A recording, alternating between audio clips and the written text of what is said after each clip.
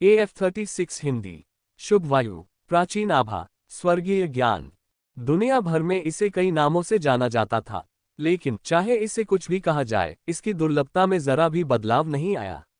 आमतौर पर शांत और निश्चिंत रहने वाली हीरा भी इस पल हैरान हुए बिना नहीं रह सकी। उसकी आंखें बेकाबू होकर चौड़ी हो गईं। बहन, हीरा ने अपनी पतली उंगली अपने गुलाबी होठों पर रखी और सिल को चुप करा दिया। ऐसा लग रहा था कि वह लियोनेल को ऐसी दुर्लभ अवस्था से जगाने से डर रही थी। साफ था कि उसे जरा भी अंदाजा नहीं था कि लियोनेल अपनी मर्जी से इस अवस्था में पहुंचा था और यह कोई मामूली संयोग नहीं था। यह उससे कहीं बढ़कर था। कुछ ही मिनटों बाद लियोनेल के आसपास की हवा अचानक गायब हो गई और वह अपने सपनों की दुनिया में जाग उठा। उस पल वह भी स्तब्ध रह गया। 3 मिनट, इसमें 3 मिनट लगे। लियोनेल हैरान रह गया। आमतौर पर अगर वह पूरी ताकत से भाला चलाता तो उसे भाला चलाने में महारत हासिल करने में कई घंटे लग जाते। सच तो यह है कि यह पहले से ही बहुत तेज था। अगर दूसरों को पता चल जाता कि वह ऐसा कर सकता है तो पता नहीं क्या सनसनी मच जाती। हालांकि लियोनेल को एहसास हुआ कि जैसे जैसे वह पहाड़ी पर चढ़ता गया, यह उतना ही मुश्किल होता गया और उसे इन भालों में महारत हासिल करने के लिए उतने ही ज्यादा घंटे लगाने पड़े। उसे यह एहसास होने से पहले ही कुछ महीने बीत गए थे और वह 2000 से ज्यादा भालों में से सिर्फ 300 में ही महारत हासिल कर पाया था। लेकिन इसमें उसे केवल 3 मिनट लगे। सबसे चौंकाने वाली बात यह थी कि उसने केवल एक ही दिमाग से सब कुछ समझा था। क्या होता अगर वह अपने दिमाग को 8 हिस्सों में बांटकर एक साथ 8 अलग अलग दिशाओं से फोर्स 8 पर विचार करता। अल्पविराम। हीरा ने आह भरी। यह तो बस कुछ ही मिनटों का था, लेकिन उसके लिए जिंदगी भर ध्यान करने के लिए इतना ही काफी होगा। वह बहुत भाग्यशाली बच्चा है। हीरा का गला लगभग घुट गया। लियोनेल फिर से राज्य में प्रवेश कर गया। उसका सुरुचिपूर्ण आचरण अचानक खिड़की से बाहर धकेल दिया गया। अल्पविराम। लियोनेल ने प्रयोग करना शुरू किया। क्या एक साथ कई मंत्रों को समझना ज्यादा कारगर होगा, या एक ही भाले पर ध्यान लगाना? अगर वह एक भाले पर 4 और दूसरे पर 4 माइंड स्प्लिट लगाए तो क्या होगा? अगर वह हर भाले पर 2-2 माइंड स्प्लिट लगाए तो क्या होगा?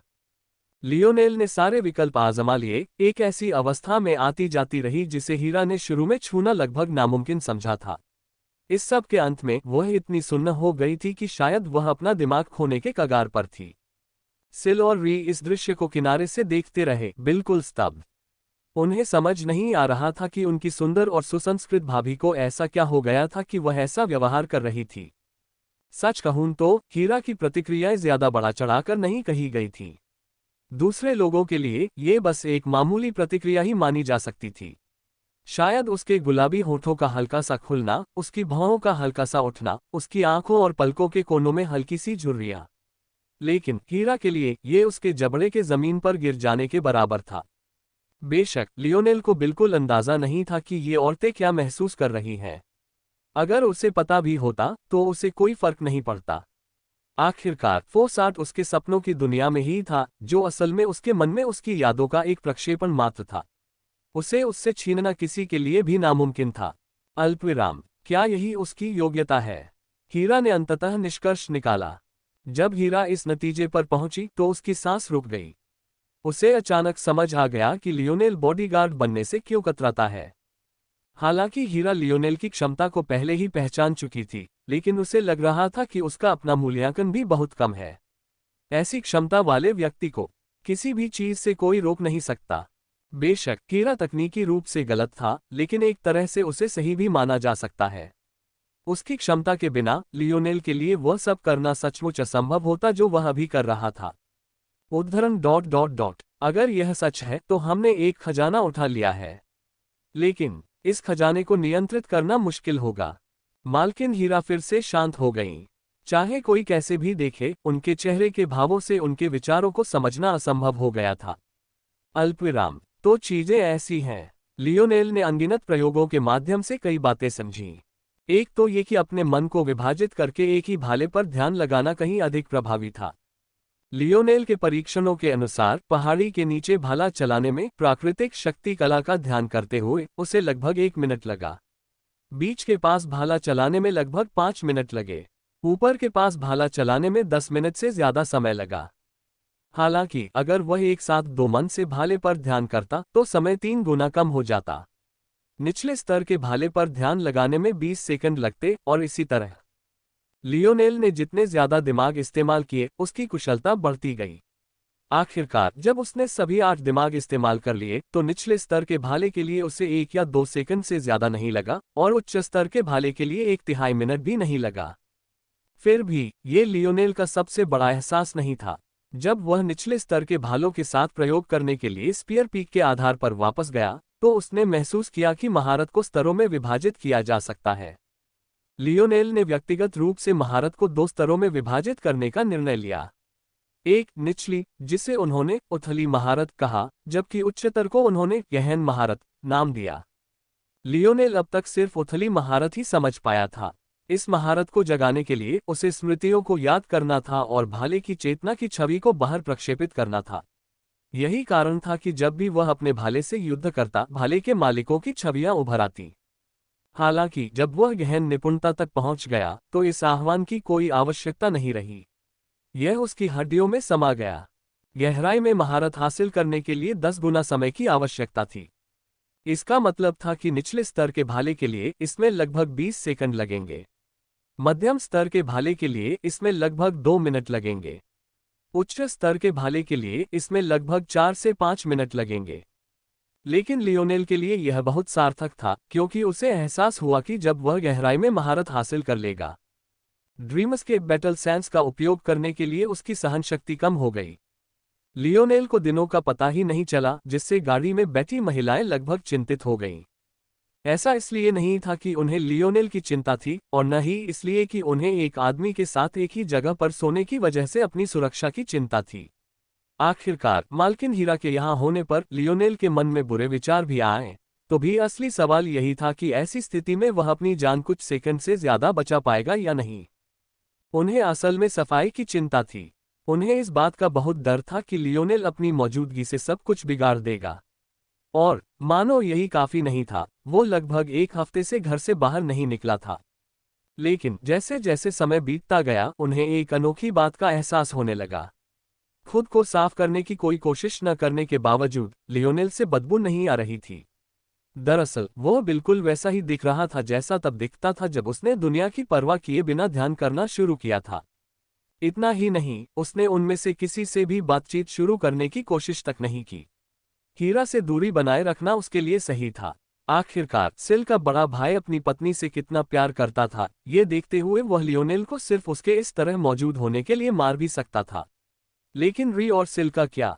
दोनों महिलाओं को लगने लगा कि या तो उनमें कुछ गड़बड़ है या लियोनेल में कुछ गड़बड़ है। हाँ, लियोनेल की आंखें अचानक खुल गईं। एक तीक्ष्ण दृष्टि उसके सामने हवा को चीरती हुई प्रतीत हुई, मानो भाले की हल्की सी रोशनी शून्य में जा गिरी हो। मालकिन हीरा इस सूक्ष्म बदलाव से अनजान नहीं रही, लेकिन इससे पहले कि वह कुछ कर पाती, लियोनेल ने खुद ही उस आभा को बुझा दिया। लियोनेल ने गाड़ी की खिड़की से बाहर देखा तो एक शहर तेजी से उसकी ओर आता हुआ दिखाई दिया।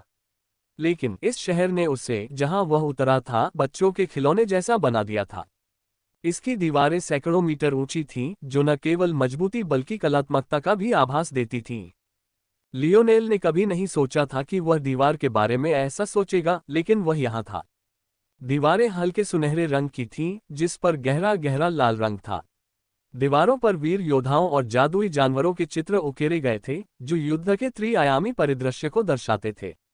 बस उन तस्वीरों को देखते ही लियोनेल को ऐसा लग रहा था मानो हथियारों की गड़गड़ाहट और जानवरों की दहाड़ उसके दिमाग में गूंज रही हो। फिर भी वह अपनी नजरें उनसे हटा नहीं पा रहा था। उसने महसूस किया कि उसका खून खौल रहा है। उसकी आंखें बैंगनी लाल रंग के साथ चमक रही थीं, जिससे गाड़ी में एक दमनकारी वातावरण छा गया था।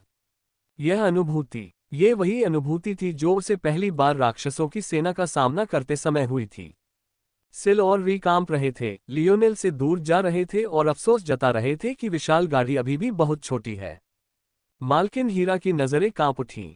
उनका भी दिल तेजी से धड़कने लगा। वह समझ सकती थी कि लियोनेल पहली बार इन दीवारों को देख रहा था।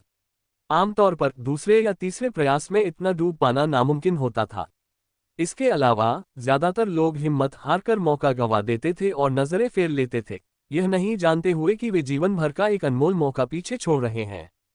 हीरा ने कभी यह उम्मीद नहीं की होगी कि लियोनेल न केवल देखता रहेगा, बल्कि वह अपने ध्यान से भी जाग जाएगा, जैसे कि उसने महसूस किया हो कि वह उसे बुला रहा है। उद्धरण चिन्ह डॉट डॉट डॉट। इसका चौथे आयाम की दुनिया से कोई लेना देना नहीं है। लियोनेल अचानक बुदबुदाया। ये शब्द केवल उसके लिए थे, लेकिन जब हीरा ने उन्हें समझ लिया तो उसकी आंखें चौड़ी हो गईं। आखिर में वह हल्के से मुस्कुराए। हालांकि वह मुस्कुराए, लेकिन उसके हाव भाव उसके होठों के हल्के से मुड़े हुए भाव से ज्यादा कुछ नहीं थे। लियोनेल, आप बहुत धैर्यवान हैं। अब तक आपने यह नहीं पूछा कि आप किस में भाग लेंगे। लियोनेल ने अपने विचारों से बाहर आकर कैफिर परिवार की भावी कुलमाता की ओर देखा। इस गाड़ी में आने के बाद से यह पहली बार था जब उसने उससे बात की थी।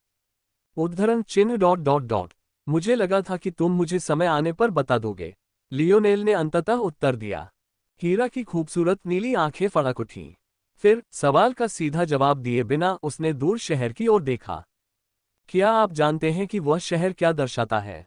बहादुरी, लियोनेल ने बिना किसी हिचकिचाहट के कहा। हीरा इस जवाब से हैरान लग रही थी, फिर हल्के से मुस्कुराए। इस बार उसकी मुस्कान पहले से कहीं ज्यादा साफ लग रही थी। यही एक जवाब है, उसने बेरुखी से कहा। लेकिन मेरा जवाब तो इससे भी आसान है। वह है जीवन रक्षा। लियोनेल का दिल एक पल के लिए थम सा गया। उसके अंदर अनजानी भावनाओं का सैलाब उमड़ पड़ा, जिससे उसका खून एक बार फिर से उबल पड़ा। आप बहादुरी इसलिए कहते हैं क्योंकि आपके पास इतना कहने की ताकत है। जिनके पास ताकत नहीं है, उनके लिए ये कभी भी आदर्शवादी नहीं होता। वे बस अपना अगला दिन, अपना अगला भोजन, अपनी अगली सांस देखना चाहते हैं। यह इससे ज्यादा किसी और चीज के बारे में नहीं है। लियोनेल की ओर देखते हुए सिल्की आंखें चमक उठीं। क्या ये लड़का सचमुच इतना ताकतवर है कि उसकी भाभी से ऐसा मूल्यांकन पा सके? जहां तक उन सब में सबसे सीधी सादी री की बात है, तो वह लगभग बड़बड़ाने से खुद को रोक नहीं पाती थी। उसे लियोनेल की तारीफ वाली कोई भी बात पसंद नहीं थी। कौन सा ताकतवर आदमी उसके जैसी जवान, खूबसूरत लड़की को धमकाएगा? और हाँ, कौन सा ताकतवर आदमी ऐसा गुलामी का ठप्पा लगाएगा? लियोनेल ने इन शब्दों का कोई जवाब नहीं दिया। ये पहली बार नहीं था जब उसे ऐसी समस्या का सामना करना पड़ा था। कई महीने पहले रोआरिंग ब्लैक लान से हुई उसकी बातचीत अब भी समय समय पर उसकी यादों में ताज़ा हो जाती थी। आप कह सकते हैं कि यह हमारे परिवार के लिए जीवनयापन का मामला है। इसलिए मुझे उम्मीद है कि आप इसे उचित गंभीरता से लेंगे। अब जाकर लियोनेल को एहसास हुआ कि वह एक पागल औरत के साथ काम कर रहा था। यह महिला उसके बारे में कुछ नहीं जानती थी। फिर भी उसने सीधे तौर पर एक ऐसे प्रतिभाशाली व्यक्ति को नजरअंदाज कर दिया, जिसे शायद उनके परिवार ने ही उसके पक्ष में चुना था। एक ऐसे व्यक्ति को जिस पर एक ऐसा दाग लगा था जिसने उसे गुलाम बना दिया था। यदि वह पागल नहीं थी, तो आप इसका और क्या वर्णन करेंगे? फिर भी लियोनेल खुद को मुस्कुराए बिना नहीं रह सका। अगर उसे आईना नहीं मिलती, तो अगला सबसे अच्छा विकल्प यही था कि जब तक उसे आईना के यहाँ होने की भनक न लग जाए, तब तक वह खूब हंगामा मचाए। अगर यह जगह वाकई इतनी अहम होती, तो क्या यह उसके लिए बिल्कुल सही नहीं होती? वह सोचने लगा था कि हीरा को शायद उससे लगाव हो गया है, क्योंकि वह भी एक पागल आदमी था। कैफिर परिवार का दल है। बहादुर शहर के बाहर चहल पहल थी। ये धरती के लोगों के अपने मशहूर हस्तियों से मिलने से ज्यादा अलग नहीं था। आम लोगों के लिए कैफिर जैसे शहर पर राज करने वाला परिवार उनकी पहुंच से बहुत दूर था। उन्हें इस तरह प्रत्यक्ष देखना जीवन भर का एक सुनहरा अवसर था। ये लोग जानते थे कि उन्हें ब्रेव सिटी में कभी प्रवेश करने का मौका नहीं मिलेगा। फिर भी वे उत्सव की एक झलक पाने के लिए दूर दूर से यहाँ आते थे। सबसे अच्छी बात यह थी कि वे ऐसा सुरक्षित रूप से कर सकते थे। कोई भी जानवर या विकलांग ब्रेव सिटी के 10 किलोमीटर के दायरे में भी घुसने की हिम्मत नहीं कर सकता था। इसके आसपास का वातावरण बेहद दमनकारी था। इसी वजह से यहाँ रहना अक्सर अपने घरों में रहने से भी ज्यादा सुरक्षित होता था। स्वान परिवार का अनुरक्षक यहाँ है। भीड़ एक बार फिर उबल पड़ी। लोगों को प्रतिद्वंद्विता और प्रतिस्पर्धा से ज्यादा और क्या उत्तेजित कर सकता था? स्वान और कैफिर परिवार न केवल एक दूसरे के पुराने दुश्मन थे, बल्कि दोनों में भीड़ के बीच अलग दिखने की ताकत भी थी। इलाके में शहरों और शक्तियों की एक व्यवस्था थी। वे एक दूसरे को संतुलित करने के लिए मिलकर काम करते थे। जबकि शहरों पर नगर प्रभुओं का शासन था, शक्तियों पर कुलपतियों और कुलपतियों का शासन था। बेशक शहरों और शक्तियों के बीच विभाजन थे, लेकिन कैफिर और स्वान सिटी दोनों ही सबसे ऊंचे टियर 9 शहर थे। वे सबसे शक्तिशाली शक्तियों के साथ दुनिया के शीर्ष पर थे। अगर ऐसा नहीं होता तो उनके पास कभी टेलीपोर्टेशन केंद्र नहीं होते। हंस और कैफिर परिवारों के योद्धा एक दूसरे को घूर रहे थे। उन सभी में से एक घमंडी भाव झलक रहा था। वे एक दूसरे को स्वीकार और उदासीनता की एक रेखा पर चलते हुए प्रतीत हो रहे थे।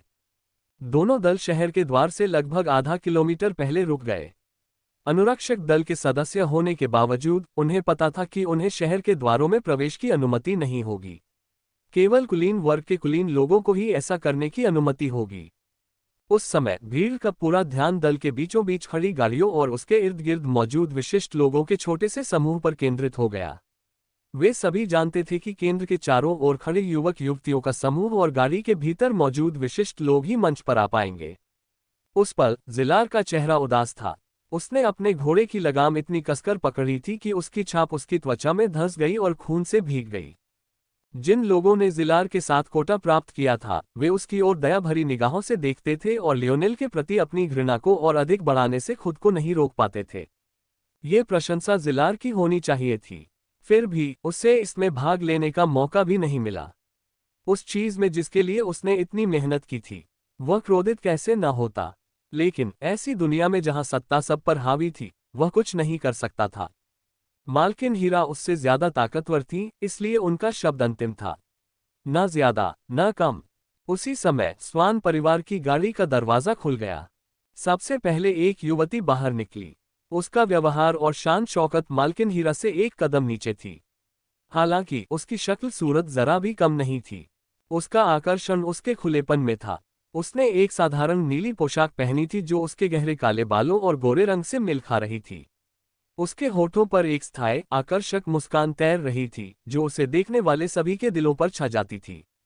जैसे ही यह युवती बाहर निकली, युद्ध के घोड़ों पर सवार 8 युवक उनसे नीचे उतर आए और व्यवस्थित ढंग से उसके पीछे पीछे चलने लगे।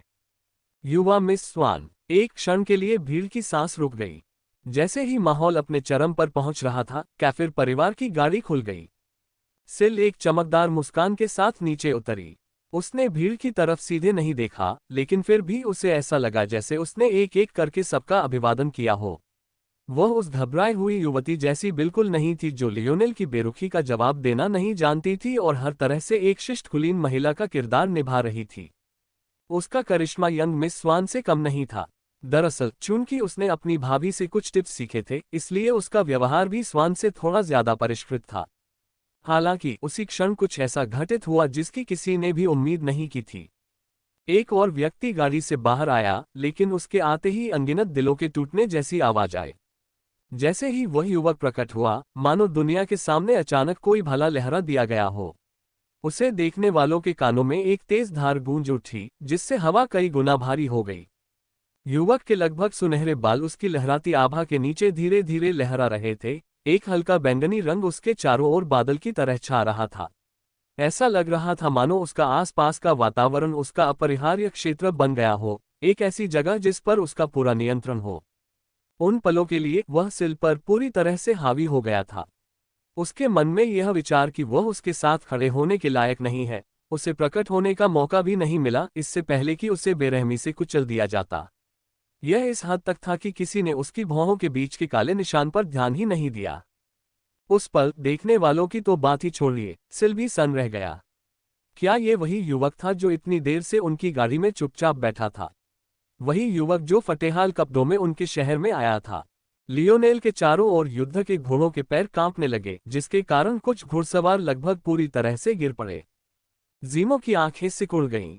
उस पल उसने खुद को धिक्कारा कि उसने मालकिन के फैसले पर हमेशा शक किया। लियोनेल ने भीड़ पर नजर दौड़ाई। वह जानता था कि आईना का ध्यान खींचने के लिए उसे जितना हो सके उतना अलग दिखना होगा। अब उसे अपनी आभा को नियंत्रित करने की जहमत नहीं उठानी थी, न ही अपनी सामान्य विनम्रता का दिखावा करना था। चूंकि वह यहाँ था, इसलिए वह ये सुनिश्चित करना चाहता था कि उसका नाम पूरे टेरन में गूंजता रहे। उस पल खूबसूरत यंग मिस स्वान भी हैरानी और उत्सुकता से उसकी ओर देखने से खुद को नहीं रोक पाई। फिर उन्होंने चिढ़ाने वाले भाव से सिल की ओर देखा। ... गाड़ी के अंदर हीरा ने मुंह फुलाए री को रोक रखा था, जो इस बात से स्पष्ट रूप से असंतुष्ट थी कि उसे जाने की अनुमति नहीं दी गई। भाभी मुझे भी जाना है। हीरा ने सिर हिलाया। तुम मेरे साथ बाद में दर्शक दीर्घा में आ सकते हो। वैसे भी तुम सामान्य तरीके से गेट से अंदर नहीं जा पाओगे। यद्यपि हीरा ने ये शब्द री को खुश करने के लिए कहे थे, लेकिन ये स्पष्ट था कि वह विचलित थी। गाड़ी के पर्दों के बीच से लियोनेल की पीठ देखते हुए उसकी नजरें चमक उठीं। उसे लगा कि यही असली लियोनेल है, लेकिन अगर ऐसा है तो उसे काबू में रखना उसके ख्याल से भी ज्यादा मुश्किल होगा। फिर भी वह थोड़ा ज्यादा ही भोला था। अपनी तीक्ष्णता दिखाने के उसके पास चाहे जो भी कारण हो, वह धीरे धीरे उसके जाल में फंसता जा रहा था। अपनी छोटी भाभी के शर्मीले चेहरे की ओर देखते हुए जब उसने लियोनेल की ओर देखा जो अचानक उसके पास प्रकट हुआ था, हीरा की हल्की मुस्कान एक बार फिर प्रकट हुई। लियोनेल की आभा सूर्य की तरह चमक रही थी। सिल जैसी सुंदरी के साथ खड़े होने के बावजूद न जाने क्यों वह ही थी जो उसके सामने फीकी पड़ गई। कौन है वो? भीड़ में कुछ समय के लिए सन्नाटा छा गया था, उसके बाद अचानक चर्चा शुरू हो गई। क्या मैं कुछ गलत देख रहा हूँ? क्या कैफिर परिवार ने मेरी देवी से विवाह कर लिया है? टेरन वालों के मन में कैफिर परिवार के वारिस की छोटी बहन के साथ एक पुरुष के इस तरह गाड़ी साझा करने का एकमात्र कारण यही हो सकता था। ये बड़े परिवार अपनी प्रतिष्ठा के बारे में इतना चिंतित थे कि बिना किसी ठोस कारण के अफवाहों को भी फैलने नहीं देते थे। इसका मतलब था कि भले ही इन दोनों की सगाई अभी ना हुई हो, लेकिन जल्द ही हो जाएगी। यहाँ उपस्थित सभी लोगों में से सिल ही थी जो इस बात को सबसे अधिक स्पष्टता से समझती थी, विशेषकर तब जब उसे एहसास हुआ कि उसकी भाभी वास्तव में री को गाड़ी से बाहर निकलने से रोक रही थी। भले ही री की उपस्थिति अफवाहों को पूरी तरह से खत्म न कर पाए, लेकिन कम से कम इससे उस गर्मी को कुछ हद तक शांत किया जा सकेगा जो वह अभी महसूस कर रही थी। हालांकि लियोनेल इस सब से बेखबर लग रहा था। वह एक कदम आगे बढ़ा, उसकी नज़र उन नौजवानों पर पड़ी जो अपने युद्ध के घोड़ों से उतर आए थे। वह उनकी आंखों में दुश्मनी साफ देख सकता था, लेकिन हैरानी की बात यह थी कि जिल्ला, जिसे सबसे ज्यादा अन्याय महसूस होना चाहिए था, चुप रहा और उससे नजरें मिलाने से इनकार कर दिया। मैं कह सकता हूं कि आप सभी असंतुष्ट हैं। सिल ने पलकें झपकाईं, उसे उम्मीद नहीं थी कि लियोनेल इतना सीधा होगा। लियोनेल का जो रूप वह जानती थी वह बंद और संयमित था। उसे जरा भी अंदाजा नहीं था कि यह असली लियोनेल नहीं है। लियोनेल कोई ठंडा या घमंडी इंसान नहीं था। वह खुद को मिलनसार और जिंदादिल समझता था, लेकिन हालात लगातार उसके असली व्यक्तित्व को उससे दूर धकेल रहे थे। लियोनेल के शब्दों को सुनकर मानो उनमें कोई सम्मोहक जादू हो जो युवक उसे घूर रहे थे, वे फिर भी सुनने से खुद को रोक नहीं पाए। और हालांकि मैं जानता हूं कि आप सभी इसे सुनना नहीं चाहते, मुझे यकीन है कि आप ये भी समझते होंगे कि यहां आना मेरा चुनाव नहीं था, है ना? जिलार ने अपनी मुट्ठियां भींच लीं। अरे, अपने शब्दों पर ध्यान दो। एक दुबली पतली युवती लियोनेल की ओर बढ़ी। साफ था कि उसे लियोनेल की बातें पसंद नहीं आईं। किसी चीज को खोने के बाद इससे बुरी बात और क्या हो सकती है कि जिसे वह चीज मिली थी उसे उसकी कदर ही नहीं थी। कुछ मायनों में यह उस व्यक्ति के बस खुश होने से भी ज्यादा बुरा लगता है। तो फिर लियोनेल को ये बात समझ में क्यों नहीं आई? उसने उस दुबली पतली युवती की ओर एक नजर डाली, जिससे उसके अगले शब्द उसके गले में ही अटक गए। किसी भी कारण से लियोनेल की सीधी निगाहों के सामने वह अपनी तीखी टिप्पणी जारी रखने की हिम्मत नहीं जुटा पा रही थी। मैं जिलार को नीचा दिखाने के लिए यह नहीं कह रहा, मैं यह इसलिए कह रहा हूं ताकि हम एक दूसरे को समझ सकें। ये बस अतीत में मेरी भावनाएं थीं। अब जब मैंने उन शहर के दरवाजों को देख लिया है और उन पर चित्रित युद्ध के दृश्यों को देख लिया है। लियोनेल के बाल उसकी आभा के नीचे लहरा रहे थे, उसकी आंखें दो मशालों की तरह धधक रही थीं। वह मुस्कुराए बिना नहीं रह सका, उसके कानों में खून की तेज धाराएं झरनों की तरह गूंज रही थीं। उद्धरण चिन्ह ... मेरा अपना स्थान छोड़ने का कोई इरादा नहीं है। लियोनेल की लगभग शैतानी मुस्कुराहट से वह छोटी सी महिला लड़खड़ा गई। तुम सातों और सिल मेरे टीम के साथी हो। मुझे उम्मीद है कि दुश्मनी को अपने ऊपर हावी होने देने के बजाय तुम ये समझोगे कि मुझे नुकसान पहुंचाना जिले का अनादर करने के समान है।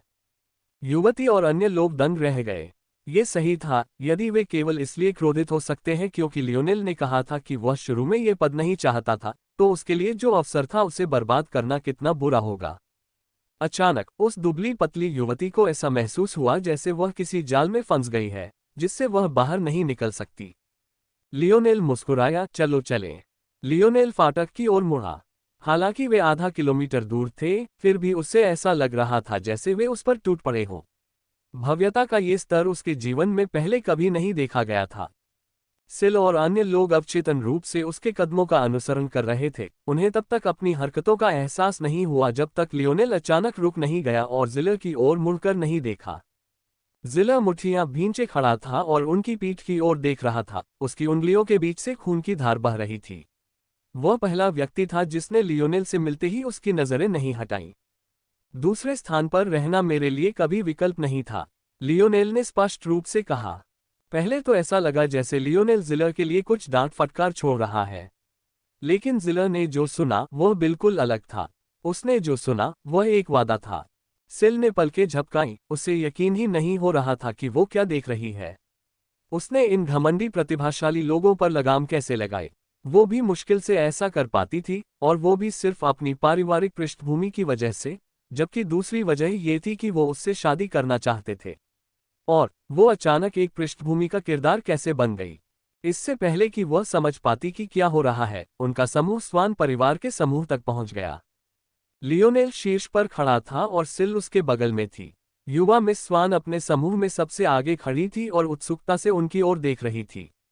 सभी लोग सीमा रेखा पर खड़े थे। प्रतिभाहीन लोग बहादुर शहर के द्वार से 500 मीटर का ये निशान पार करने की हिम्मत नहीं कर सकते थे। अगर वे ऐसा करने की हिम्मत करते भी तो वे मौत को दावत देते। युवा मिस स्वान ने पलकें झपकाईं। क्या ये तुम्हारा आदमी है, लिटिल सिल? वह बहुत अच्छा है। मुझे थोड़ी जलन हो रही है। लियोनेल ने ऐसा दिखावा किया जैसे उसने कुछ सुना ही न हो, लेकिन सिल अचानक शर्मा गई। यंग मिस स्वान के समूह के पुरुष लियोनेल को घूर रहे थे। ऐसा लग रहा था कि उन्हें ये बिल्कुल पसंद नहीं आया कि उनकी देवी किसी और पुरुष की प्रशंसा कर रही थी। उनमें से एक बड़ा कुत्ता, जो पहले से ही लंबे लियोनेल से भी एक सिर ऊंचा था, उसकी ओर प्रतिस्पर्धा का भाव लिए हुए था। लियोनेल ने इसे अनदेखा करने और पहला कदम आगे बढ़ाने की योजना बनाई, हालांकि तभी भीड़ में एक बार फिर से भीड़ उमड़ पड़ी। ऐसा लग रहा था कि एक और सिटी लॉर्ड शक्ति प्रकट हुई है। Black city escort. ऐसा लगता था जैसे ये शहर अपने नाम को बहुत गंभीरता से लेता था। उनके युद्धक घोड़े रात की गहरी छाया जैसे थे, जिनके माथे पर एक अनोखा नुकीला सींग सज रहा था। उनकी गाड़ियां मानो कार्बन से बनी हों और उन सब पर एक दमनकारी आभा छाई हुई थी। टकराना। गाड़ी के दरवाजे खुल गए। सबसे पहले किसी ने एक भारी बख्तरबंद पैर जमीन पर टकराते हुए देखा। लियोनेल समझ गया कि अगर यह चौथे आयाम की दुनिया न होती तो जमीन इतनी टूट जाती कि उसे ठीक करना नामुमकिन हो जाता।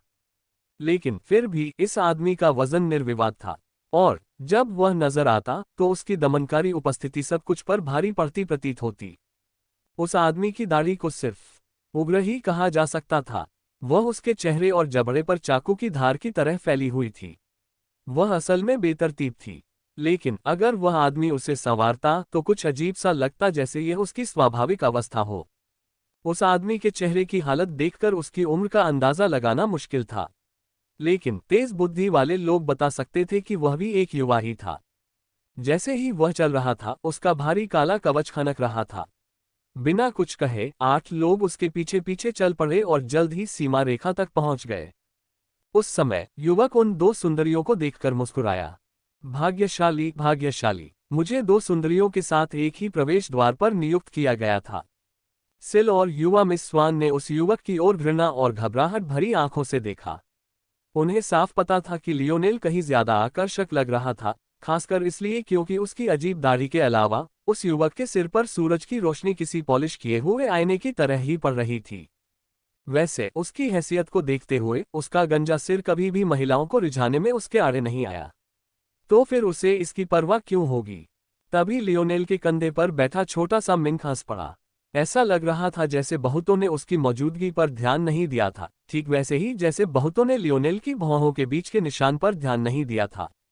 ये सुनकर उस आदमी ने लियोनेल की तरफ देखा और उस छोटे मिंक को देखकर उसकी आंखें चमक उठीं। उसे इस छोटे मिंक के शरीर में कुछ ऐसा महसूस हुआ जो उसे बेहद पसंद था।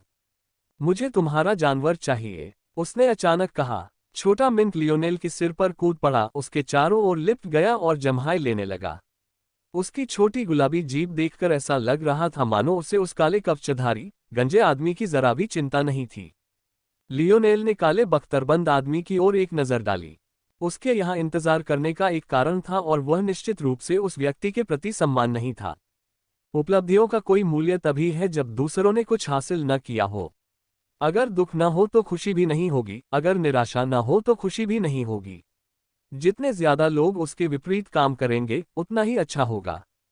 काले कवचधारी आदमी को समझ आ गया कि लियोनेल को ऊपर देखने के बावजूद वह उसकी आभा से जरा भी विचलित नहीं हुआ।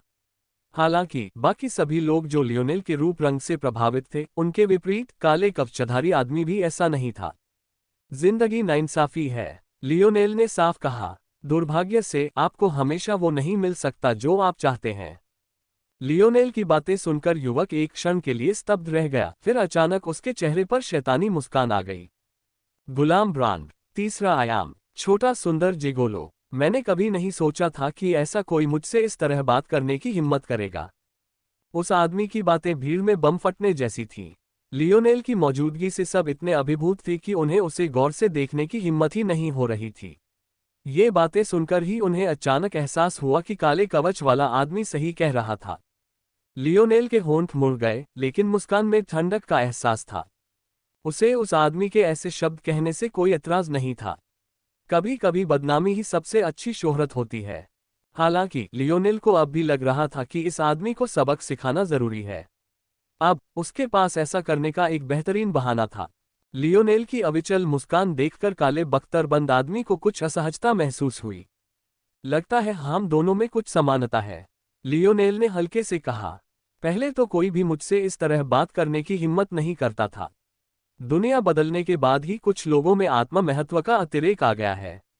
लगता है तुम भी उनमें से एक हो। क्या हम शर्त लगा सकते हैं? लियोनेल की निगाहों में मुस्कान और गहरी हो गई। मेरे पास तुम्हें जिगोलो कहने के लिए कोई स्पष्ट शब्द नहीं है, लेकिन तुम क्या कहते हो, गंजे? भीड़ में सन्नाटा छा गया और उस आदमी की निगाहें सिकुड़ गईं। लगता है तुम मरना चाहते हो। जैसे ही उसकी आभा लियोनेल पर पड़ी, उसकी आवाज बजरी जैसी हो गई। क्या आप स्वीकार करते हैं या नहीं, गंजा? लियोनेल ने उत्तर दिया। उस आदमी ने लियोनेल की तरफ देखा और फिर जोर से हंस पड़ा। जब वह आखिरकार रुका तो उसका आभामंडल पहाड़ की तरह भारी हो गया था और वहां मौजूद सभी लोगों पर भारी पड़ रहा था। चाहे वह औरतों के प्रति उसका प्रेम हो या उस छोटी सी मिनट की चाहत, वह उसी पल सब कुछ भूल गया। ये शर्त क्या है? अगर दांव बहुत छोटा है तो मैं अभी और यहीं तुम्हारी जान ले लूंगा। क्या अभी हमारे सामने कोई मुकदमा नहीं है? लियोनेल ने साफ साफ कहा। मैं न सिर्फ तुमसे बेहतर प्रदर्शन करूंगा बल्कि तुम्हें शर्मिंदा भी कर दूंगा। रही बात दांव की, क्या तुम अपनी जान दांव पर लगाने की हिम्मत कर सकते हो? शायद इसलिए कि बहादुर शहर के दरवाजों की वीरतापूर्ण आभा उसके खून में उबाल ला रही थी, या शायद इसलिए कि लियोनेल जितना हो सके उतना अलग दिखने की पूरी कोशिश कर रहा था। लेकिन सच्चाई जो भी हो, उससे एक खूनी और ठंडी उपस्थिति झलक रही थी। वह आदमी थोड़ा लड़खड़ाया, फिर उसे लगा जैसे उसने पहली बार लियोनेल को सचमुच देखा हो। मैं, जेफ्रा ब्लैक, कभी भी किसी चुनौती से पीछे नहीं हटा हूं। अच्छा, लियोनेल ने स्पष्ट उत्तर दिया। लियोनेल एक कदम आगे बढ़ा और रेखा पार कर गया। मानो कोई जानवर उसके चेहरे पर दहाड़ रहा हो, उसके बाल जोर से पीछे की ओर झटक दिए गए, यहां तक कि उसका चेहरा भी थोड़ा विकृत हो गया। चूंकि आपने अपना नाम बता दिया है, मैं भी बता दूंगा। मैं लियोनेल मोरालेस हूं, इसे अच्छी तरह याद रखिएगा। सिल घबरा गई। पहली वजह लियोनेल की पागलपन भरी चुनौती थी और दूसरी वजह थी वह छोटा मिंक। लियोनेल अभी भी तीसरे आयाम में था, जबकि जेफ्रेक बहुत पहले ही चौथे आयाम में प्रवेश कर चुका था। इसके अलावा छोटा मिंक ब्रेव सिटी के दबाव का सामना नहीं कर सकता था। पहले तो वह इतनी विचलित थी कि उसे उस छोटे जानवर की याद ही नहीं आई, जब तक कि जेफ्रेक ने उसका जिक्र नहीं किया। अब जब उसे याद आ गया तो वह अपनी आंखें बंद किए बिना नहीं रह सकी, क्योंकि वह उस मासूम छोटे जानवर को इस तरह मरते हुए नहीं देखना चाहती थी। हालांकि उसकी आंखें बंद होने और कई सेकंड बीत जाने के बावजूद वह ध्वनियां जो वह सुनना चाहती थी, उसके कानों तक कभी नहीं पहुंची। लियोनेल को एक के बाद एक कदम उठाते देख हर कोई हैरान रह गया। ऐसा लग रहा था मानो दबाव उस पर तेज हवा चलाने के अलावा और कुछ नहीं कर सकता।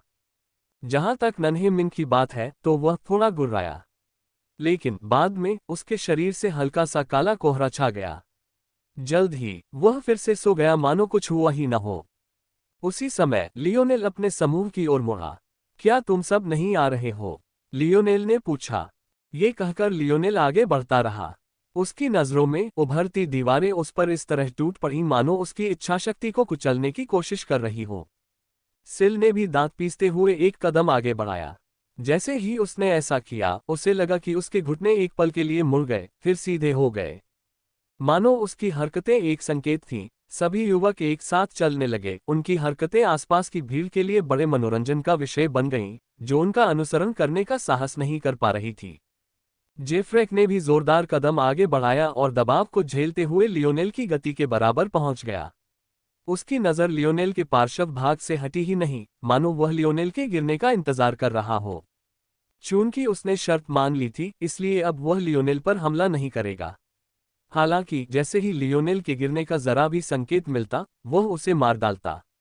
कोई भी, यहां तक कि उसके अपने भाई भी, उससे लियोनेल की तरह बात करने की हिम्मत नहीं कर सकते थे। और इस घमंडी कमीने ने उसके नाम के ठीक बाद उसका नाम बताने की हिम्मत कैसे की? वह वास्तव में ये देखना चाहता था कि तीसरे आयाम की चींटी कितनी दूर तक जा सकती है। उस समय ग्रेव सिटी के 8 दरवाजों के पार हर जगह ऐसी ही प्रतियोगिताएं हो रही थीं। इन जगहों पर भी भीड़ का उत्साह कम नहीं था। हालांकि स्वान, कीफिर और ब्लैक परिवारों का स्थान अभी भी सबसे ज्यादा गर्म था। अगर मौत की बाजी लग रही हो तो ऐसा कैसे हो सकता है? हालांकि जिस त्वरित निष्कर्ष की कई लोग उम्मीद कर रहे थे वह कभी नहीं आया। लियोनेल के कदम स्थिर रहे। दरअसल ऐसा लग रहा था जैसे वह अपने आसपास की दुनिया को भूल गया हो। वह सामने के द्वारों को गौर से देखता रहा। युद्ध की तस्वीरें उसके मन में गहराई से बैठ गईं। वह अपने ध्यान में खो गया, जिससे उसके चारों ओर एक परिचित आभा फैल गई। जब जेफ्राक ने इसे महसूस किया तो उसका दिल बैठ गया। उसके जैसे प्रतिभाशाली व्यक्ति के लिए गेट्स तक पहुंचना आसान काम था। वह लियोनेल की तरह आराम से टहल रहा था। वे दोनों जानते थे कि असली अंतर तो गेट्स पर ही पता चलेगा। हालांकि ऐसा आभामंडल महसूस करते ही जेफ्रैक के कदम लड़खड़ा गए। उसे तो ये भी लगा कि लियोनेल का दबाव ब्रेव सिटी गेट्स से भी ज्यादा जोरदार था। जल्द ही समूह अलग हो गया। सबसे आगे लियोनेल और जेफ्रैक थे। उनसे एक कदम पीछे यंग मिस स्वान और सिल थे। और उनसे भी काफी पीछे वह दुबली पतली युवती और सिटी लॉर्ड की शक्तियों के दूसरे अनुचर थे। वह कौन है? युवा मिस स्वान ने उत्सुकता से पलकें झपकाते हुए सिल की ओर देखा। उसके खूबसूरत माथे पर हल्का सा पसीना आ गया था, लेकिन उसके व्यवहार को बिगाड़ने के बजाय इसने उसे और भी दयनीय बना दिया। उसने एक असहाय राजकुमारी की भूमिका बखूबी निभाई, जिसे बचाने की जरूरत थी। ये साफ था कि अगर दोनों महिलाएं चाहें तो लियोनेल और जेफ्रैक के साथ कंधे से कंधा मिलाकर चल सकती हैं। हालांकि पुरुषों के बीच किसी बड़े लंड की प्रतियोगिता में शामिल होने की कोई जरूरत नहीं थी। चाहे वे गेट पर पहले पहुंचे या आखिर में, इससे कोई खास फर्क नहीं पड़ता, बशर्ते वे निर्धारित समय के भीतर पहुंचे। ये समझते हुए युवा मिस स्वान ने इस रहस्यमय लियोनेल चरित्र के बारे में थोड़ा और जानने का अवसर क्यों नहीं लिया। सिल ने मासूमियत से पलकें झपकाईं। उसके मुलायम गुलाबी होठों पर एक खूबसूरत मुस्कान तैर गई। इससे तुम्हारा कोई संबंध नहीं। दोनों औरतें एक दूसरे के साथ साथ चल रही थीं, सौहार्दपूर्ण मुस्कान के साथ। फिर भी माहौल बेहद ठंडा था। शायद यही औरतों का पाखंड था। वे भी अपनी बड़ी लंड वाली प्रतियोगिता कर रही थीं, बस ये ज्यादा छुप छुप कर हो रही थी। उस समय जेफ्रैक अभी भी लियोनेल को देख रहा था। शायद ब्रेव सिटी गेट्स के प्रभाव के कारण, लेकिन वही अकेला था जो लियोनेल से आ रही इस दमनकारी आभा को महसूस कर पा रहा था। बाकी सबकी प्रतिक्रियाओं को देखकर उसे भी इसका एहसास हो रहा था, इसलिए उसने अपनी जीभ जोर से काट ली ताकि उसकी बदनामी न हो। हालांकि लियोनेल उससे निपटने की जहमत नहीं उठा सका। अचानक उसके हाथ में उर्बे अयस्क का एक बड़ा टुकड़ा आ गया। ये दबाव उर्बे सार को अवशोषित करना आसान बनाता है। अपनी सफलता की बदौलत लियोनेल पहले ही सुपीरियर स्टेज में पहुंच चुका था। इस स्तर पर उसका शरीर पहले से ही एक कमजोर छद्म चौथे आयाम की धातु के बराबर था और वह पूर्णता से बस एक चरण दूर था। उपेक्षा। लियोनेल पहले ही जेफ्रैक से अपना फायदा उठा चुका था। आगे जो भी उनके बीच हुआ, उसे कोई फर्क नहीं पड़ता था, जब तक वो उसे हरा देता। जेफ्रैक को भी यह बात समझ आ गई थी और उसके सीने में आग लग गई थी। हालांकि उसके गुस्से का कोई असर नहीं हुआ। उनके जैसी ताकतवर संस्थाओं को 500 मीटर पार करने में 1 मिनट से भी कम समय लगना चाहिए था, लेकिन दबाव के चलते उन्हें आधा घंटा लग गया। जब द्वार स्पष्ट हो गए तो सभी को समझ में आ गया कि असली परीक्षण यहीं से शुरू हुआ था। दरवाजे असंभव रूप से ऊंचे थे। उनके नीचे खड़े होकर लियोनेल केवल अपना सिर सीधा उठा पा रहा था, और तब भी दीवारों के ऊपरी हिस्से को देखना मुश्किल था। हालांकि उन्हें अंदर जाने के लिए इन्हीं दरवाजों को धक्का देना पड़ा। जेफ्राक पसीने से भीग गया था। अपनी प्रतिष्ठा न गंवाने के लिए उसने शुरू से अंत तक लियोनेल की गति के साथ कदमताल बनाए रखा, लेकिन नतीजा ये हुआ कि उसकी सांसें थम सी गईं। दुर्भाग्य से गेट्स के दबाव का ताकत से कोई लेना देना नहीं था। पांचवें आयाम की किसी भी इकाई को आनुपातिक रूप से दबाव का सामना करना पड़ता। बेशक जेफ्रैक के लिए भी यही स्थिति थी, लेकिन जेफ्रैक को यकीन नहीं हो रहा था कि लियोनेल पर कोई असर नहीं हुआ। उसकी तरह भारी सांस लेना तो दूर, लियोनेल को एक बूंद पसीना भी नहीं आया था। और भी बुरा, जेफ्रैक को यकीन था कि उसकी इतनी बुरी हालत दीवार के दबाव की वजह से नहीं, बल्कि खुद लियोनेल के दबाव की वजह से थी। अंततः प्रतियोगिता शुरू होने के बाद पहली बार लियोनेल ने जेफ्राक की ओर देखा। तुम अच्छे नहीं लग रहे हो गंजे, तुम ठीक तो हो? जेफ्रैक की निगाहें खून से लाल हो गईं। उसने लियोनेल को घूरा, उसकी छाती धड़क रही थी।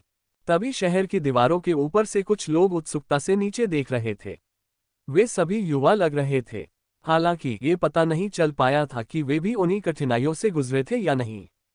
क्या वह ब्लैक सिटी का गंजा लड़का नहीं है?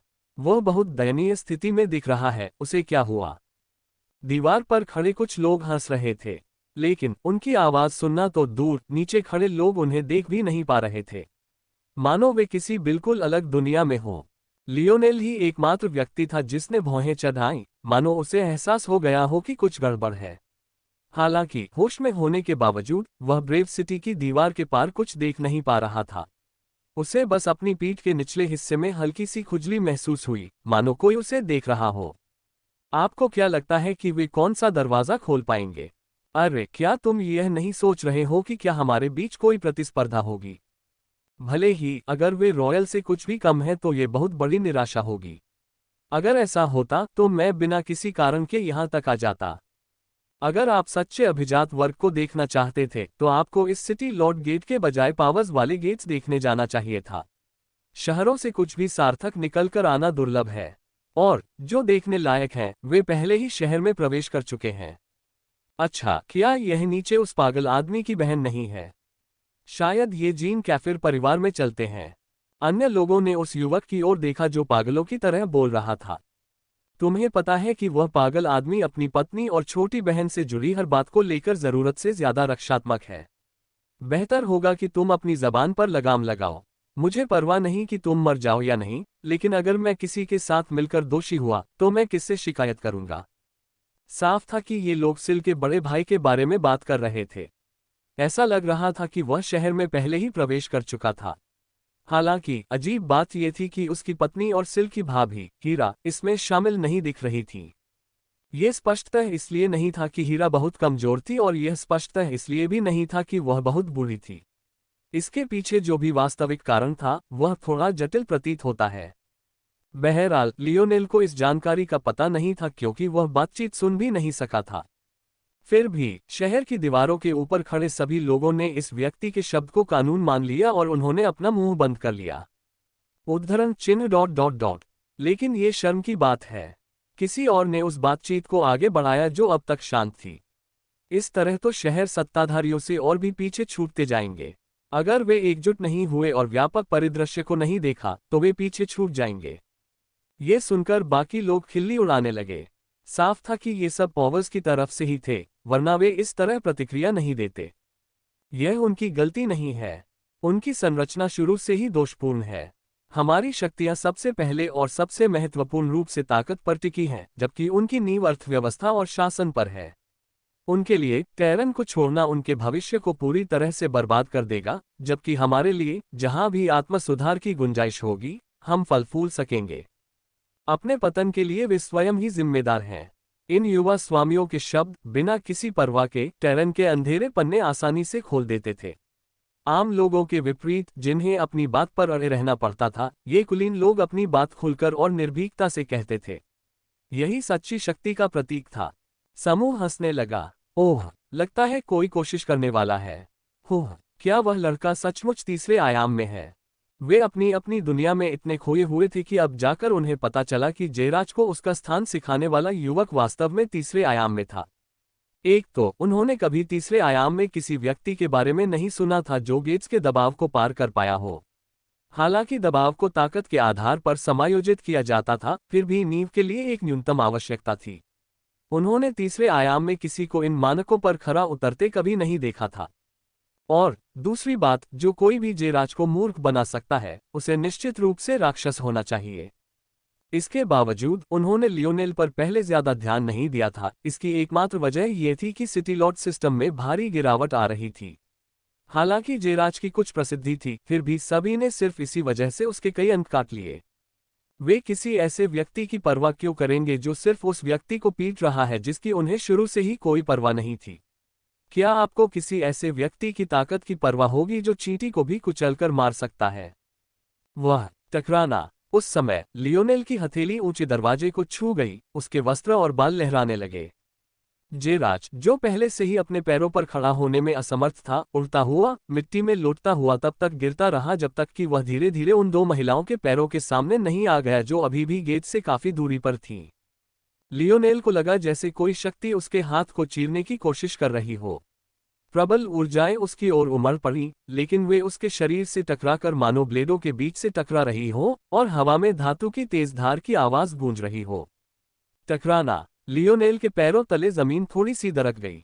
बारीक रेखाएं तेजी से फैलती गईं, एक दूसरे से मिलती और उतनी ही तेजी से अलग भी हो जाती जितनी तेजी से बाहर की ओर फैलती। लियोनेल ने अपनी आंखें बंद कर लीं। वह दरवाजे के 5 स्तरों को महसूस कर सकता था।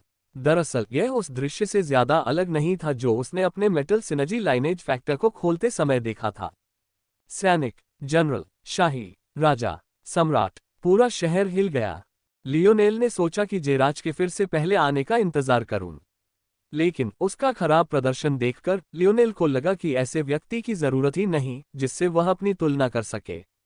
उसका कोई मतलब ही नहीं था। उस स्थिति में वह इसे एक व्यक्ति का शो बना देंगे। उसकी अनोखी हथेली दरवाजे पर टिकी थी। उसे महसूस हो रहा था कि दरवाजा उससे पीछे धकेल रहा है, उसे भी उसी तरह दूर फेंक देना चाहता है जैसे जयराज को फेंका गया था। लियोनेल की आंखें खुल गईं। कांसे के रून उसके शरीर पर दौड़ पड़े और उसके सिर के ऊपर बैंगनी कांसे का एक प्रभामंडल उभर आया। वंशगत कारक वाले लोगों को अचानक ऐसा महसूस हुआ कि उनका हृदय कांप रहा है, उनका रक्त उल्टी दिशा में बह रहा है। खुला टकराना। यह दृश्य ऐसा था जिसे देखने वाले कभी नहीं भूल पाएंगे। बैंग। दरवाजे खुल गए। उन पलों में ऐसा लगा जैसे लियोनेल के चारों ओर एक बवंडर उठ खड़ा हुआ हो। एक तरफ तेज हवा चल रही थी, सब कुछ उड़ा ले जा रही थी। दूसरी तरफ एक अजेय लहर उमड़ रही थी जो रेत जैसी तेज हवा के साथ सब कुछ बहा ले जा रही थी। हालांकि ग्रेव सिटी की पवित्र दीवारों से टकराते दरवाजों की आवाज जितनी बहरी थी उतनी और कुछ नहीं थी।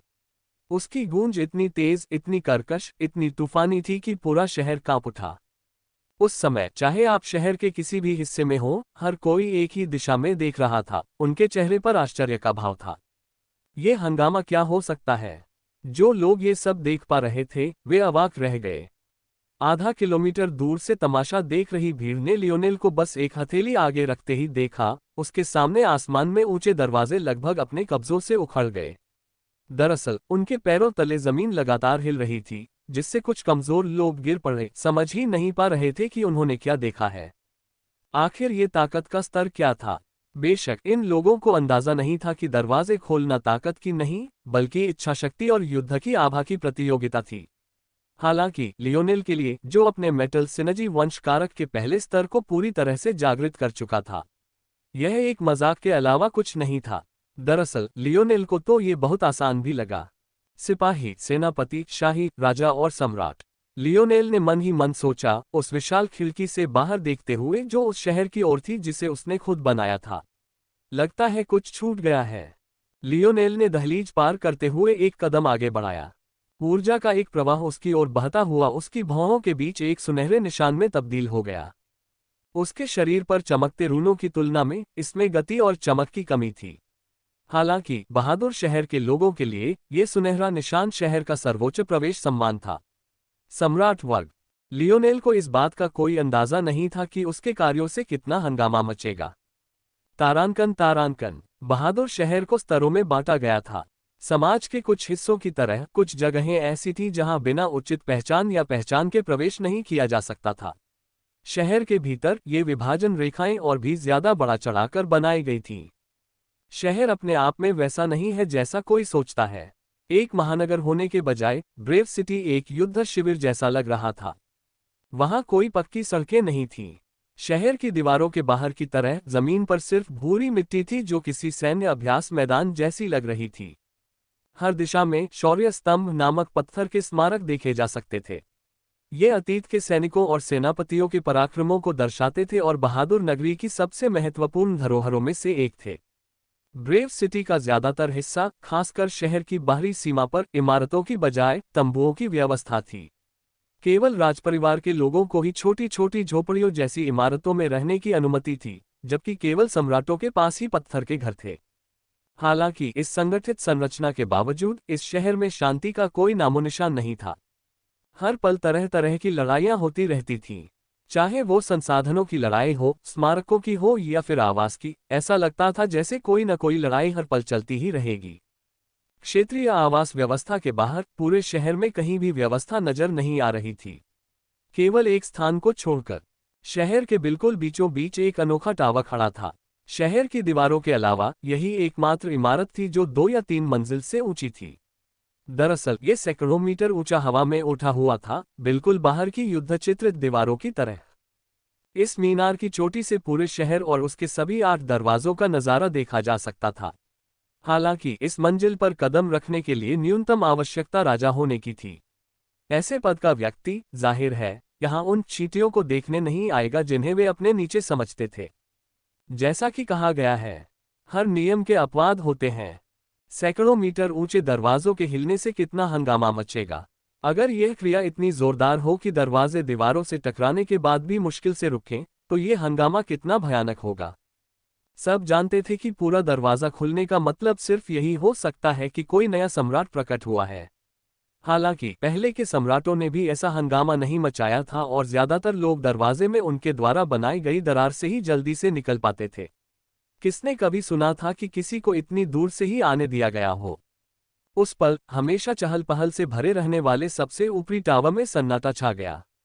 सबकी नजरें एक ही युवक पर टिक गईं। दरवाजों के आकार की तुलना में वह बहुत छोटा लग रहा था, एक चींटी की तरह जिसे किसी भी क्षण मांस के पेस्ट में कुचल दिया जा सकता था। हालांकि ऐसा लग रहा था जैसे उसके अंदर जाते ही दरवाजे बंद होने की हिम्मत ही नहीं कर रहे थे। वे दीवारों से चिपके हुए थे और उनमें अभी भी पिछले धक्के के अवशेष गूंज रहे थे, जो आज भी सबके कानों में एक अंतहीन गूंज की तरह गूंज रहे थे। कौन है वो? वे सब ये जानकर दंग रह गए कि उनमें से किसी ने भी उस युवक को नहीं पहचाना। उसके शरीर पर खींचे गए अजीबोगरीब रूनों को देखकर उनके दिलों में कुछ सिहरन महसूस हुई, उसके बारे में और कुछ पता नहीं चल सका। ऐसा लग रहा था कि कोई परिवर्तन आ गया है। टावर के अंदर 3 जाने पहचाने चेहरे दिखाई दे रहे थे। खैर, लियोनेल को वे ज्यादा परिचित नहीं थे। हालांकि अगर आईना वहां होती तो इसमें कोई शक नहीं कि वह उन्हें पहली नजर में ही पहचान लेती। क्लिफ्स एज टेरेस के युवा उत्तराधिकारी रेनरेड सोलर, विश्व के अंतिम जलप्रपात जिल्निया जलप्रपात की युवा उत्तराधिकारी, मिराज पवेलियन के युवा उत्तराधिकारी विलास मिराज। इन चारों को अंदाजा नहीं था कि वे कैसे जुड़े हुए हैं, लेकिन इससे कोई फर्क नहीं पड़ता था। ब्रेव सिटी उन्हें दुश्मन बना ही देगी। उस क्षण मानो सभी को अपने सामने एक खतरे का एहसास हो गया हो। कई आभाएं लियोनेल पर केंद्रित हो गईं। टकराना। एक छायादार आकृति एक सराय की छत से नीचे आई, जिससे ईंटें और लकड़ी के टुकड़े हवा में उड़ने लगे। नागरिकों की स्तब्ध चीखों ने छोटे से शहर को हिलाकर रख दिया, लेकिन वह छायादार आकृति दीवार से दीवार और घर से घर छलांग लगाती रही और अंततः शहर की दीवारों के ऊपर जा गिरी। ये दीवारें ब्रेव सिटी की दीवारों से जरा भी मेल नहीं खाती थीं। ये ज्यादा से ज्यादा 10 मीटर ऊंची और कुछ मीटर मोटी थीं। इस जगह को सिर्फ टियर 7 सिटी माना जाता था, जिसकी तुलना स्वान, ब्लैक या कीफर सिटी से भी नहीं की जा सकती थी। हालांकि यह इस मायने में अद्वितीय था कि यह किसी सिटी लॉर्ड शक्ति के अधिकार क्षेत्र में न होकर वर्ल्ड्स एंड फॉल्स की शक्ति के अधीन था। जब वह छायादार आकृति अंततः रुकी तो उसे देखने वाले लोग कांप उठे। वह आकृति पूरी तरह से एक काले लबादे से ढकी हुई थी। उसकी पीठ एक घुमावदार चाप में झुकी हुई थी, जिससे ये कहना मुश्किल था कि ऐसे शरीर वाला कोई व्यक्ति इतनी फुर्ती से कैसे चल सकता है। उस आकृति के हाथों में 3 मीटर लंबी एक विशाल तलवार थी। अब भी वह तलवार कई पहरेदारों के खून से चमक रही थी। उसी समय शहर के रक्षक सफेद वस्त्र और आसमानी नीले रंग का मुलायम कवच पहने हुए सभी दिशाओं से आक्रमण करने लगे। तलवार राक्षसी। तलवारबाज राक्षसी के चेहरे को ढांकने वाला लबादा उड़ गया और आकृतियां प्रकट हो गईं। उन सभी को टैरन के इस संकट को पहचानने में बस एक पल लगा। उसे सिर्फ एक विचित्र औरत ही कहा जा सकता था। उसकी पीठ झुकी हुई थी, बाल बिखरे हुए थे और उसका चेहरा देखकर उसे देखने वालों के पेट में मरोड़ उठती थी। वे बहुत पहले ही गिनती भूल चुके थे कि इस दरिंदे ने कितने नरसंहार किए थे। वह चाहती थी कि उसके पोस्टर लगभग हर जगह लगें, फिर भी जब भी वे उसे पकड़ने के करीब लगते, वह किसी तरह गायब हो जाती। तलवारबाज की नजरें खास तौर पर शैतानी लग रही थीं, मानो उसने मानवीय विवेक खो दिया हो। जवाब में वह लगभग गुर्रा उठी। बिना कुछ कहे वह आगे की ओर कूद पड़ी। उसकी विशालकाय तलवार उसके पंजे जैसे हाथों में उठी हुई थी। जिस गार्ड ने बात की थी, उसकी दृष्टि 2 हिस्सों में बंट गई। इससे पहले कि वह कुछ प्रतिक्रिया दे पाता, उसकी चेतना लुप्त हो गई। उसका शरीर 2 हिस्सों में बंटकर जमीन पर गिर पड़ा। तलवार मोन्ट्रेस का शरीर चमक उठा। उसकी तलवार ने सड़कों पर लाल रंग की रेखाएं खींच दी। खून पत्थरों से बनी जमीन पर बह रहा था, दरारों से रिसकर उन्हें लाल कर रहा था। हर जीवन में उसे बस एक हिंसक नजर ही मिलती थी, जो और भी ज्यादा खून प्यासी होती जा रही थी। मानो ये काफी नहीं था, मानो वह और चाहती थी। उस समय टियर 7 शहर के मुख्य गार्ड को अंततः पता चल गया कि क्या हो रहा है और वे दौड़कर वहां पहुंचे। तलवारबाज राक्षसी को आने वाले खतरे का अंदाजा हो गया था। उसने अचानक अपना अंतहीन कत्लेआम रोक दिया। उसने दूर की ओर देखा। उसकी तेज सांसों में 2 नुकीले दांत चमक रहे थे। उसका शरीर धुंधला सा हो गया, दूर की ओर तेजी से बढ़ रहा था। वह शहर की दीवार को ऐसे कूद गई मानो वह थी ही नहीं, और हेड गार्ड के उस तक पहुंचने से पहले ही जंगल की ओर गायब हो गई। जब तक हेड गार्ड नरसंहार के बीच में आया, तब तक वह बहुत पहले ही जा चुकी थी और उसे क्रोध से भरी छाती के साथ वहीं खड़ा छोड़ गई थी, तथा उसके पास क्रोध को बाहर निकालने के लिए कुछ भी नहीं था। उच्च अधिकारियों को सूचित करें कि वह अज्ञात तरीके से घेरे से बच निकली है। उसका अगला गंतव्य अज्ञात है। हेड गार्ड ने अपनी मुट्ठियां भींच लीं। उसे पहले से ही पता था कि इसकी सजा कम नहीं होगी, लेकिन किसी ऐसे लक्ष्य पर निशाना लगाना बहुत मुश्किल था जिस पर दाग न लगा हो। सभी लोग ब्रेव सिटी की ओर बढ़ रहे थे और पर्यटकों और नागरिकों का आना जाना बहुत ज्यादा था। किसी अपराधी को पकड़ने के लिए शायद यही सबसे बुरा समय था। तारांकन लियोनेल शहर में चला गया। उसने एक बार सब कुछ पर नजर दौड़ाई, फिर अंदर चला गया। हीरा ने उसे शहर और वहां की कार्यप्रणाली के बारे में ज्यादा कुछ नहीं बताया था। उसे बस इतना पता था कि वहां प्रवेश करना एक परीक्षा है और जितना बेहतर वह प्रदर्शन करेगा, उतने ही ज्यादा फायदे होंगे। इसके अलावा वह ये भी जानता था कि जब वह रहने के लिए कोई ठिकाना चुनेगा, तो उसे शहर के इसी पूर्वी हिस्से में रहना होगा, क्योंकि वह पूर्वी हिस्से से ही प्रवेश कर रहा था। इसका यह अर्थ नहीं था कि अन्य अनुभागों में यात्रा करना असंभव था, बल्कि यह कि इसे युद्ध की कार्रवाई के रूप में देखा गया था, जिससे कुछ ऐसी स्थिति उत्पन्न हो सकती थी जिससे निपटने के लिए उनके पास फिलहाल कोई साधन नहीं था। हालांकि लियोनेल के शहर में आने की अपनी ही वजहें थीं। ये सिर्फ अपना नाम रोशन करने के लिए नहीं था ताकि आयना को ढूंढना आसान हो जाए, बल्कि आगे बढ़ने के लिए एक सुरक्षित जगह ढूंढने के लिए भी था। लियोनेल को लगा कि ब्रेव सिटी ही वह सबसे अच्छी जगह है जहां वह अपनी आत्मिक शक्ति से सफलता प्राप्त कर सकता है। दरअसल लियोनेल जानता था कि उसके पास ऐसा करने के अलावा कोई विकल्प नहीं है। अगर वह ऐसा नहीं करता, तो भविष्य में आने वाली चुनौतियों का सामना करने का उसके पास कोई रास्ता नहीं होता। घर मिलने के बाद आपको आधे दिन की सुरक्षा मिल सकती थी, लेकिन उसके बाद लियोनेल जानता था कि मुसीबतें उसके दरवाजे पर दस्तक देंगी।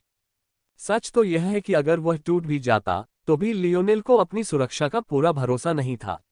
उसके पास जितने भी मंत्र थे, यहां तक कि सबसे शक्तिशाली 3 स्टार मेगासार्ट्स भी, वे सब महज तीसरे आयाम के मंत्र ही थे। लियोनेल को नहीं पता था कि चौथे आयाम के अस्तित्व के खिलाफ ये कितने उपयोगी होंगे।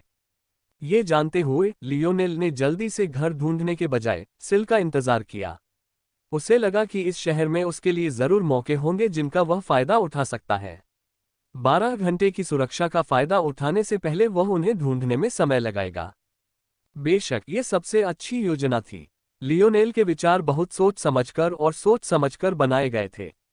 बस अफसोस की बात यह थी कि उस पर पूरी तरह अमल करने से पहले ही मुसीबतें उसे घेर लेंगी।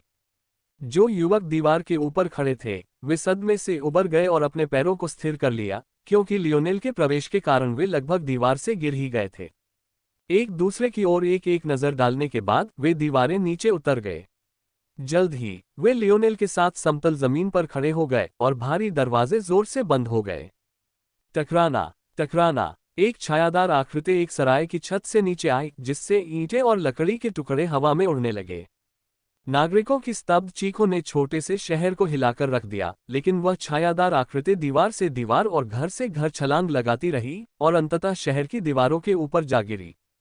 ये दीवारें ब्रेव सिटी की दीवारों से जरा भी मेल नहीं खाती थीं। ये ज्यादा से ज्यादा 10 मीटर ऊंची और कुछ मीटर मोटी थीं। इस जगह को सिर्फ टियर 7 सिटी माना जाता था, जिसकी तुलना स्वान, ब्लैक या कीफर सिटी से भी नहीं की जा सकती थी। हालांकि यह इस मायने में अद्वितीय था कि यह किसी सिटी लॉर्ड शक्ति के अधिकार क्षेत्र में न होकर वर्ल्ड्स एंड फॉल्स की शक्ति के अधीन था। जब वह छायादार आकृति अंततः रुकी, तो उसे देखने वाले लोग कांप उठे। वह आकृति पूरी तरह से एक काले लबादे से ढकी हुई थी। उसकी पीठ एक घुमावदार चाप में झुकी हुई थी, जिससे ये कहना मुश्किल था कि ऐसे शरीर वाला कोई व्यक्ति इतनी फुर्ती से कैसे चल सकता है। उस आकृति के हाथों में 3 मीटर लंबी एक विशाल तलवार थी। अब भी वह तलवार कई पहरेदारों के खून से चमक रही थी। उसी समय शहर के रक्षक सफेद वस्त्र और आसमानी नीले रंग का मुलायम कवच पहने हुए सभी दिशाओं से आक्रमण करने लगे। तलवारबाज राक्षसी के चेहरे को ढांकने वाला लबादा उड़ गया और आकृतियां प्रकट हो गईं। उन सभी को टैरन के इस संकट को पहचानने में बस एक पल लगा। उसे सिर्फ एक विचित्र औरत ही कहा जा सकता था। उसकी पीठ झुकी हुई थी, बाल बिखरे हुए थे और उसका चेहरा देखकर उसे देखने वालों के पेट में मरोड़ उठती थी। वे बहुत पहले ही गिनती भूल चुके थे कि इस दरिंदे ने कितने नरसंहार किए थे। वह चाहती थी कि उसके पोस्टर लगभग हर जगह लगें, फिर भी जब भी वे उसे पकड़ने के करीब लगते, वह किसी तरह गायब हो जाती। तलवारबाज की नजरें खास तौर पर शैतानी लग रही थीं, मानो उसने मानवीय विवेक खो दिया हो। जवाब में वह लगभग गुर्रा उठी। बिना कुछ कहे वह आगे की ओर कूद पड़ी। उसकी विशालकाय तलवार उसके पंजे जैसे हाथों में उठी हुई थी। जिस गार्ड ने बात की थी, उसकी दृष्टि 2 हिस्सों में बढ़ गई। इससे पहले कि वह कुछ प्रतिक्रिया दे पाता, उसकी चेतना लुप्त हो गई। उसका शरीर 2 हिस्सों में बंटकर जमीन पर गिर पड़ा। तलवार मोन्ट्रेस का शरीर चमक उठा। उसकी तलवार ने सड़कों पर लाल रंग की रेखाएं खींच दी। खून पत्थर की जमीन पर बह रहा था, दरारों से रिसकर उन्हें लाल कर रहा था। हर जीवन में उसे बस एक हिंसक नजर ही मिलती थी, जो और भी ज्यादा खून प्यासी होती जा रही थी। मानो ये काफी नहीं था, मानो वह और चाहती थी। उस समय टियर 7 शहर के मुख्य गार्ड को अंततः पता चल गया कि क्या हो रहा है और वे दौड़कर वहां पहुंचे। तलवारबाज राक्षसी को आने वाले खतरे का अंदाजा हो गया था। उसने अचानक अपना अंतहीन कत्लेआम रोक दिया। उसने दूर की ओर देखा। उसकी तेज सांसों में 2 नुकीले दांत चमक रहे थे। उसका शरीर धुंधला सा हो गया, दूर की ओर तेजी से बढ़ रहा था। वह शहर की दीवार को ऐसे कूद गई मानो वह थी ही नहीं, और हेड गार्ड के उस तक पहुंचने से पहले ही जंगल की ओर गायब हो गई। जब तक हेड गार्ड नरसंहार के बीच में आया, तब तक वह बहुत पहले ही जा चुकी थी और उसे क्रोध से भरी छाती के साथ वहीं खड़ा छोड़ गई थी, तथा उसके पास क्रोध को बाहर निकालने के लिए कुछ भी नहीं था। उच्च अधिकारियों को सूचित करें कि वह अज्ञात तरीके से घेरे से बच निकली है। उसका अगला गंतव्य अज्ञात है। हेड गार्ड ने अपनी मुट्ठियां भींच लीं। उसे पहले से ही पता था कि इसकी सजा कम नहीं होगी, लेकिन किसी ऐसे लक्ष्य पर निशाना लगाना बहुत मुश्किल था जिस पर दाग न लगा हो। सभी लोग ब्रेव सिटी की ओर बढ़ रहे थे और पर्यटकों और नागरिकों का आना जाना बहुत ज्यादा था। किसी अपराधी को पकड़ने के लिए शायद यही सबसे बुरा समय था। तारांकन लियोनेल शहर में चला गया। उसने एक बार सब कुछ पर नजर दौड़ाई, फिर अंदर चला गया। हीरा ने उसे शहर और वहां की कार्यप्रणाली के बारे में ज्यादा कुछ नहीं बताया था। उसे बस इतना पता था कि वहां प्रवेश करना एक परीक्षा है और जितना बेहतर वह प्रदर्शन करेगा, उतने ही ज्यादा फायदे होंगे। इसके अलावा वह ये भी जानता था कि जब वह रहने के लिए कोई ठिकाना चुनेगा, तो उसे शहर के इसी पूर्वी हिस्से में रहना होगा, क्योंकि वह पूर्वी हिस्से से ही प्रवेश कर रहा था। इसका यह अर्थ नहीं था कि अन्य अनुभागों में यात्रा करना असंभव था, बल्कि यह कि इसे युद्ध की कार्रवाई के रूप में देखा गया था, जिससे कुछ ऐसी स्थिति उत्पन्न हो सकती थी जिससे निपटने के लिए उनके पास फिलहाल कोई साधन नहीं था। हालांकि लियोनेल के शहर में आने की अपनी ही वजहें थीं। ये सिर्फ अपना नाम रोशन करने के लिए नहीं था ताकि आयना को ढूंढना आसान हो जाए, बल्कि आगे बढ़ने के लिए एक सुरक्षित जगह ढूंढने के लिए भी था। लियोनेल को लगा कि ब्रेव सिटी ही वह सबसे अच्छी जगह है जहां वह अपनी आत्मिक शक्ति से सफलता प्राप्त कर सकता है। दरअसल लियोनेल जानता था कि उसके पास ऐसा करने के अलावा कोई विकल्प नहीं है।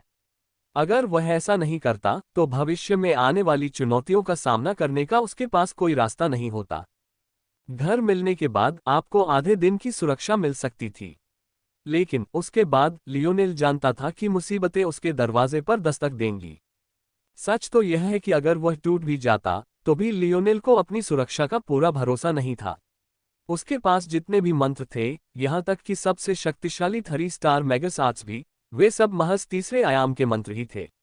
लियोनेल को नहीं पता था कि चौथे आयाम के अस्तित्व के खिलाफ ये कितने उपयोगी होंगे। ये जानते हुए लियोनेल ने जल्दी से घर ढूंढने के बजाय सिल का इंतजार किया। उसे लगा कि इस शहर में उसके लिए जरूर मौके होंगे जिनका वह फायदा उठा सकता है। 12 घंटे की सुरक्षा का फायदा उठाने से पहले वह उन्हें ढूंढने में समय लगाएगा। बेशक ये सबसे अच्छी योजना थी। लियोनेल के विचार बहुत सोच समझकर बनाए गए थे। बस अफसोस की बात यह थी कि उस पर पूरी तरह अमल करने से पहले ही मुसीबतें उसे घेर लेंगी। जो युवक दीवार के ऊपर खड़े थे, वे सदमे से उबर गए और अपने पैरों को स्थिर कर लिया, क्योंकि लियोनेल के प्रवेश के कारण वे लगभग दीवार से गिर ही गए थे। एक दूसरे की ओर एक एक नजर डालने के बाद वे दीवारें नीचे उतर गए।